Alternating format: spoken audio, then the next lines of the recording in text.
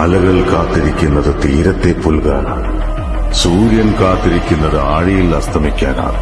ഇടിയും മിന്നലും മലകൾക്ക് പിന്നിൽ പോയി മറഞ്ഞു. എന്നെങ്കിലും തിരിച്ചു വരാനായി. വിധി പോലും വിറച്ചുപോയി.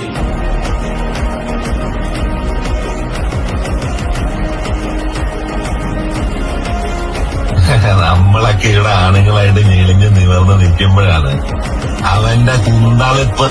നീ ആരായി പേടിപ്പിക്കുന്നേ എന്നെ?